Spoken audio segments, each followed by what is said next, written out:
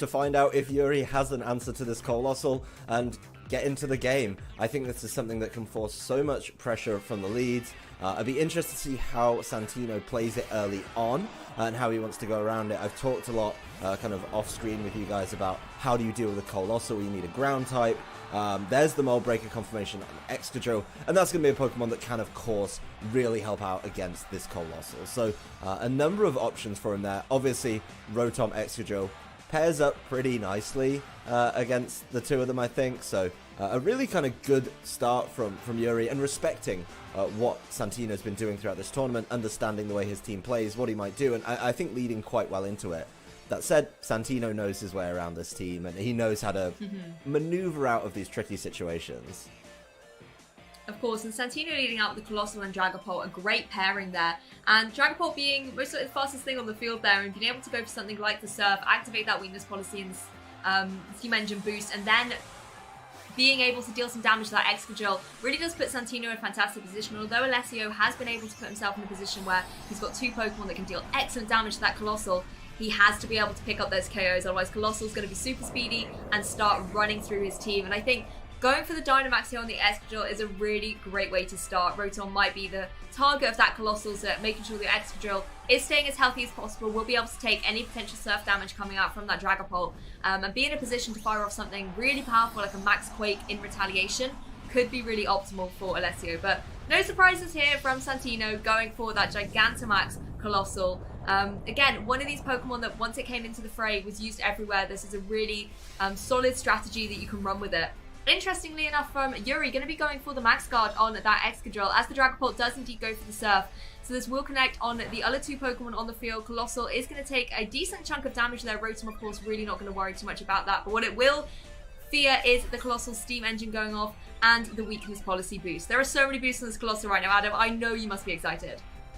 This Colossal's ready to go, and if his targeting is correct here, things could be going very well. There is the confirmation of Max Overgrowth on the Colossal. It does land into the Rotom, and unsurprisingly picks up a knockout. After all of those boosts, Colossal on the field looking a bit like Mount Doom, so scary to opponents from the other side of the field, and that's exactly how this team has to be played. Santino needs to make sure he calls protects and max guards correctly, picks up knockouts when and where he can, and that's one of the best ways to do it, is call the protect on Excadrill and just go after the Rotom. Of course, Amoonguss does take the field. That's going to be something that can kind of buy Yuri a bit of time, but one of his Dynamax turns on the Excadrill, he's going to be forced into, you know, being safe and max guarding, and really trying to push on, I think, is going to be important for Santino. He needs his next two turns, I think, to be 2 knockouts for this game to get off to the perfect start for him, and calling that protect, I can't undervalue just how good that was. Oh, 100%. Picking up the solid KO there against a Pokemon that can apply a lot of pressure is phenomenal from Santino, and it kind of punishes the safer play there by Yuri. But another little tricksy move. This is Dragapult going to go for that ally switch and switch places with the Colossal. Amoonguss going to go for the range powder and be able to redirect the moves from that Gigantamax Colossal, protecting the Excadrill. But this is the thing with Colossal, due to its typing, it can also hit really, really strong fire type moves. The explosion goes off there straight into the Amoonguss, and once again Santino picks up another really, really solid KO here. There is still time for that Excadrill to be able to fire off a big move damage into the opposing Colossal, and here we go with the Max Quake, you know, really casting that towards the fire, but actually it's going straight into the Dragapult here. So Dragapult, thanks to the ally switch, able to take that targeting, and really Santino is in so much control right now. He's in the driving seat and calling every single turn exactly how he wants to. That's very cheeky. Is not only did you get everything set up first turn, then you make a mess of things with the ally switch. That's so good from Santino, and it is tough. We talked about it a little bit earlier, that these are open team sheet tournaments, and you do have to think about these things. You know, they know of the ally switch on the Dragapult, and I think a lot of people who have played against Colossal teams know about it, and it's a horrible mind game to play against. I do not wish it on anyone at all, where you have to call where it's going. It's absolutely nightmarish to go against. I really like this edition of G-Max Volcalith, even into the Protect, doing huge damage and just setting up for a kind of easy endgame, I think, with that residual damage coming down. So just a really good first few turns, and a really quick-looking game from Santino here. The Colossal is just completely in control. Breaking Swipe, going to go around and connect onto that Excadrill, lowering its attacks. Excadrill really looking to be in such a precarious position here. Going to follow up with that Max Quake, going to read that special defense.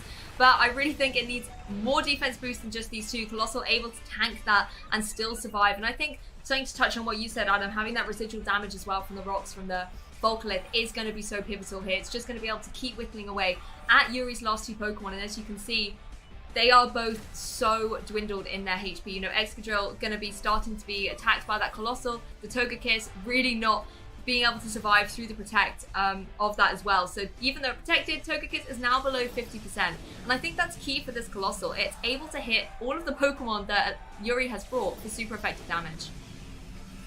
This Togekiss is kind of in trouble as well. Like, we just saw how much the Volcalith rocks did between turns, and that's a problem. Extra didn't take as much because it was still in its Dynamax form, but now it's going to start adding up there as well. I mean, even though it's not Gigantamax anymore, like, the Colossal is still actually huge and is still a huge threat. So all it needs to do is remember it has the Steam Engine boost from turn 1, just set that up, and then Heat Wave for the win. So really quick game. I mean, that game was over in 4 turns. We had the 3 turns of the Dynamax, and then we had the 4th turn with the Heat Wave, which is kind of what you want. When it's done, you want to get back to your spread moves and deal that damage. And yeah, that's a flawless execution of the team from Santino.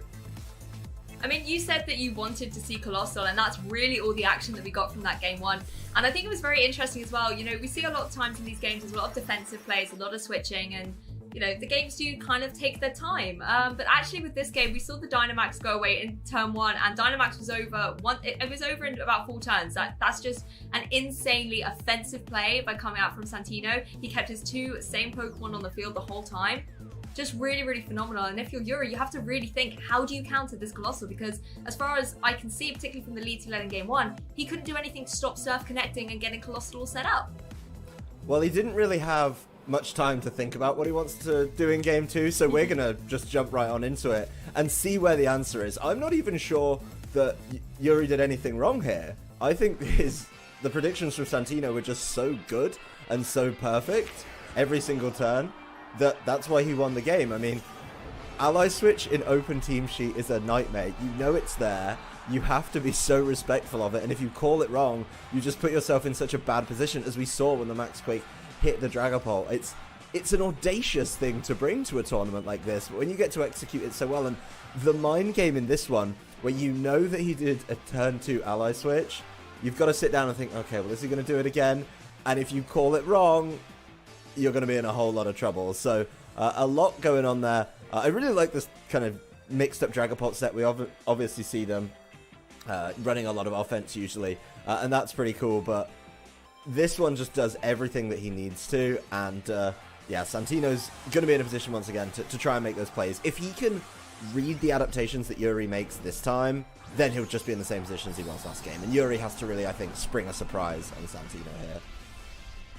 I mean, that's the thing. Ally Switch is the complete 50-50 of Pokemon, and knowing that it's there just builds anticipation and mind games even more. Yuri going to go on the offensive here with that Rotom this time, going to Dynamax it up, as Santino does the same on his side of the field.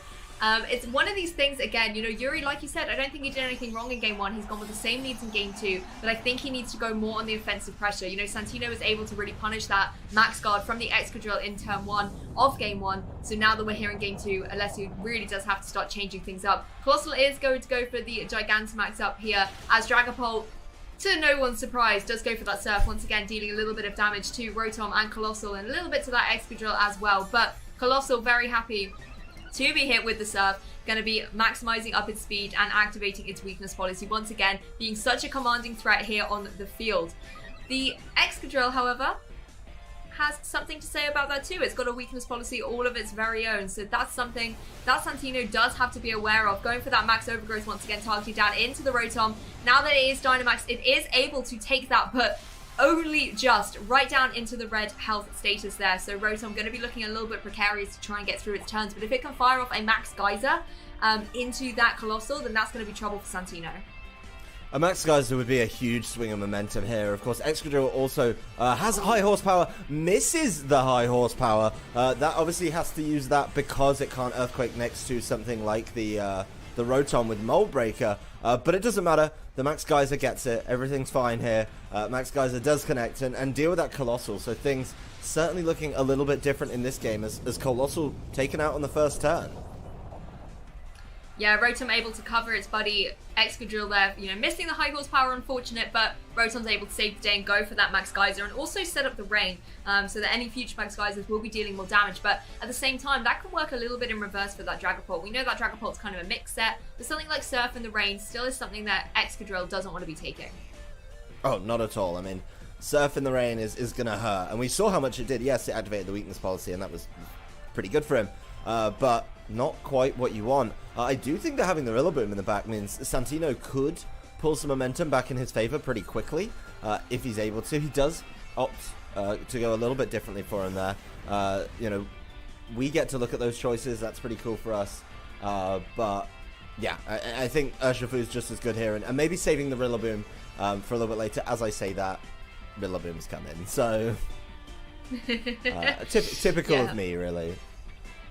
Yeah, I think you're carrying over not so much the curse, but just the prophecies, Adam, with you into today's broadcast as well, as Rillaboom does join the field. Grassy Terrain obviously in effect as Urshifu goes for the Surging Strikes. So going to go straight out and connect into that Excadrill. It's not going to appreciate that at all. Of course, critical hits guaranteed on all three of these, but it only takes 2 to be able to KO the Excadrill, and Yuri has lost one of his Pokemon, will be forced to bring an Nillawen into that slot, and maybe one that can apply a little bit more pressure to these two offensive powerhouses on Santino's side. Max Lightning going to come out from the Rotom, and I really, really like this play. Not only do you take the Urshifu down to its Focus Sash, but you also are in a position where you can change that terrain, meaning the Grassy Glide potential from the Rillaboom will no longer have priority. Not having access to Grassy Glide makes this Rillaboom a lot worse. I hate to say it, but it's lacking one of its key features now, right? It's not able to play that smoothly, and it's also now against the Togekiss. So Yuri has managed to get so much value out of this Dynamax Rotom. It's something that I know people have experimented with, and watching him get like the full use out of it is so essential there. I really like this play. I think that, as you mentioned, the Max Lightning is being able to control the terrain so good. It's now going to force switches from Santino, and you have to wonder, does Yuri, read that and just start punishing him for those switches? Is he able to say, well, I know that he knows all the Pokemon on the team, right? There's no shocks left. He's seen them all. They've been revealed. So knowing that Pokemon, if you know that it's the Dragapult, okay, well, I can use a fairy move, something like the Dazzling Gleam, or I can throw moves that are going to cause problems that direction. So really being able to think a little bit more about his game plan once he puts his opponent on the back foot, and I think this Rotom's done that. This Rotom's been picking up knockouts and messing around with the board states so much that it's in a good position. I mean, that said, there's still Rain up, which is going to make Surging Strikes hurt a little bit more. Yeah, let's see how much damage it does, of course, with those guaranteed critical hits going into the opposing Togekiss. This looks like it's going to be a little bit close. Togekiss, I believe, might be able to survive on this. Just does over 50% on the second one. Third one coming out, and Togekiss is able to hang on. And I think it's critical hit Togekiss being able to redirect any damage away from this Rotom. It's a low HP, but it is now able to go for its final max move. Going to target down into the Urshifu. Little bit, of a lot of damage on a 1 HP Pokemon, but just in case there was going to be a switch in there, and just it picks up the guaranteed KO. You don't have to worry about that Urshifu anymore, dealing out that really big damage. And I like the switch by Santino as well, bringing in the Dragapult. Yes, it got in for free, but he's now able to reset the terrain and have that Rillaboom being an offensive threat once again. And he's got his ally switching Dragapult on the field. Let the mind games commence again, Adam. The ally switch I don't think helps him too much here. It could swing it in the next couple turns, but I think more importantly, I mean, the Togekiss is just keeping things safe for a little bit, right? And that's really key. Of course, if the Togekiss does decide to mix it up and try get some attacks in itself, maybe try and get a knockout on the Dragapult, things could be different. The Protect here, something we don't see on every Togekiss, and it can really mess with people. Of course, Santino knows about it from the team sheet, but if he's kind of completely gone for it, this could really slow him down and maybe trying to swing this game back in his favor. That said, Spread Move and Breaking Swipe certainly helps out. Yeah, lowering Rotom's attack, but Rotom doesn't mind that too much. He goes for the Hydro Pump, does actually manage to connect and goes down into that Rillaboom slot. Even though it's not very effective, still deals a decent chunk of damage, about a third of damage thanks to the boost from the Rain as well. It was a nice protect there by the Togekiss. You might have expected the Grassy Glide would go maybe into the Rotom, just try and remove it from the field. But actually the Togekiss is the one that applies probably the biggest threat to that opposing Rillaboom. Most certainly, and that's something that needs to be dealt with if Santino is going to kind of pull this one back. This is the first portion of the game we've played at length with no Dynamax on the field from either trainer, so interesting to see how this one kind of plays out. Of course, that Dragapult should be able to pick up that Rotom at any point with the Breaking Swipe, and that being a spread move makes things kind of easy, right, to be able to go and tidy this one up. So I'll be curious to see what the last Pokemon is from Yuri. That's really going to decide this match. If it's something that can answer this Rillaboom, is in a good position. Amoonguss is certainly a lot slower than some of the other options, and really limited against Rillaboom. The Spore isn't going to be able to stop Rillaboom for the duration of the game. Yeah, Amoonguss is not the offensive powerhouse that you really need if you're Yuri, but if something like Sludge Bomb can still do some decent damage to that opposing Rillaboom. But like you mentioned, Breaking Swipe, being able to pick up a KO against that Rotom very easily means it'll soon be a Amoonguss versus Santino battle going on here. Breaking Swipe going to connect, and we'll be able to pick up the KO on that Rotom. So Amoonguss having its attack drop, again, not going to worry about that too much, but Amoonguss versus a Dragapult and a Rillaboom, the problems just get tougher and tougher for this Pokemon. Sludge Bomb does come out, but doesn't manage to pick up the KO.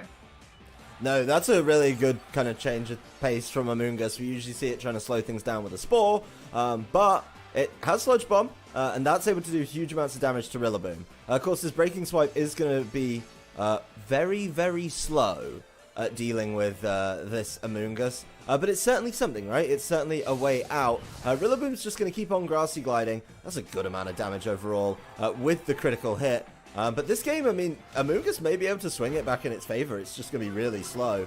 That said, the Breaking Swipe's starting to add up here. That damage is ticking along kind of extensively. Yeah, it's interesting. I mean, the Rillaboom here with that Choice Band really putting in the work with that offensive pressure. And, got the Grassy Terrain at side as well. It's going to be able to get the boost from that. And Amoonguss, yes, it can regain a little bit of HP here, but it doesn't have the main HP recovery that it likes to have with that Regenerator ability, being able to switch out and come back in a little bit healthier than before. So it is really stuck here facing down against this Pokemon. Rillaboom going to go for that Grassy Glide once again. Still doesn't do enough to be able to pick up the KO as Dragapult takes a little bit of a rest, leaving Amoonguss free to go for that Sludge Bomb, able to connect onto that Rillaboom and be able to pick up the KO. So actually, as you mentioned here, Adam, if this Dragapult can stay asleep and Amoonguss can regain a little bit of HP, maybe survive some of those Breaking Swipes, and then keep putting it back to sleep when it wakes up, this could be an opportune moment for this Amoonguss. It certainly could. I mean, its recovery is now gone as the Grassy Terrain finally expires from this one, but this Amoonguss is bringing this game a whole lot closer than many people may have thought. So it's going to be a real close one with some not big hits going down. Those Sludge Bombs are going to be doing pretty small amounts of damage to the Dragapult, and of course while it's asleep it can't get poisoned, which is kind of an interesting one. You've got to be careful if you Sludge Bomb, because then you can't sleep it next turn, but it's going to take a number of Sludge Bombs. It looks like it may be 5, even 6 to get it there with the Dragapult. So the Dragapult just needs to weave in a couple of Breaking Swipes. Of course, the Breaking Swipe now adding up a little bit more as it's not spread out. And yeah, the Amoonguss, if he hasn't spored here, is done for. He has called it, though. Yuri making sure that the Dragapult stays asleep, really bringing this game down to the wire. Yeah, I mean, great going for the Spore there, but I just worry about the HP of that Amoonguss. It doesn't have any recovery, and even if Dragapult is able to sleep for all the maximum turns, those Sludge Bombs are really not putting in the work. He needs to be able to get a few cheeky critical hits there. That's one. Maybe with 2 more turns, you're going to be able to whittle it down, but I think it would only be into the red bar of that HP, so it just wouldn't be able to pick up that KO. But Dragapult's still sleeping. Going for another Sludge Bomb. Did we get a critical hit? No. So I think there's only 1 more potentially there for Amoonguss, or two more Sludge Bomb potentials. It needed. Now, there it is. Dragapult wakes up and the Breaking Swipe connects. It was a long road for Amoonguss to try and get it there. But in the end, a game that, I mean, game 1, 4 turns. So close.